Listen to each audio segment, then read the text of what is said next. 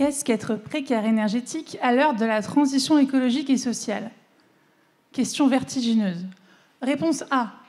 Réponse automatique. Il n'y a qu'à compter ce qui compte, quantifier, mesurer, évaluer. Réponse B. Réponse angoissée. Et si on oubliait des ménages dans les chiffres? Et comment concilier le dilemme fin du mois, fin du monde? Et qu'est-ce qu'on pense d'ailleurs des parcours de vie des ménages et des conditions d'existence? Réponse C. Réponse de secours. C'est compliqué. Ces 3 réponses m'ont accompagnée du début de mon travail de thèse, fin 2017, quelques mois avant le mouvement des Gilets jaunes, jusqu'à la soutenance à l'automne 2022, en pleine crise des prix des énergies. Et elle m'accompagne encore aujourd'hui. Le parti pris de mon travail de thèse a été de tenir dans un même mouvement les processus de qualification et les processus de prise en charge des individus en situation de précarité énergétique. Entendu ici, au sens de la définition légale, des situations pour lesquelles les individus ne parviennent pas à satisfaire leurs besoins élémentaires à partir de leur fourniture d'énergie, en raison de leurs ressources ou de leurs conditions d'habitat. J'ai adopté une posture d'économie politique institutionnaliste, au sens d'Alain Caillé, c'est-à-dire que j'ai considéré que les institutions économiques sont enchevêtrées dans les normes sociales, politiques et juridiques.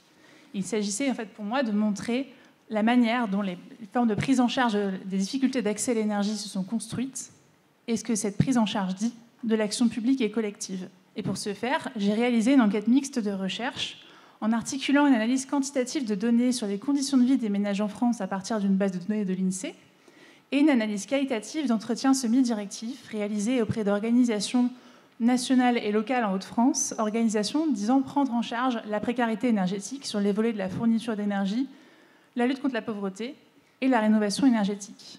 Il y a différentes façons de caractériser la précarité énergétique, parce qu'il y a une succession et une sédimentation des formes de prise en charge des difficultés d'accès à l'énergie des ménages depuis les années 1970. Concrètement, 2 figures de consommateurs idéal d'énergie sont nées, coexistent et ne se superposent pas. Le consommateur d'énergie solvable, sachant faire valoir ses droits, figure pour laquelle l'énergie est d'abord un bien à échanger.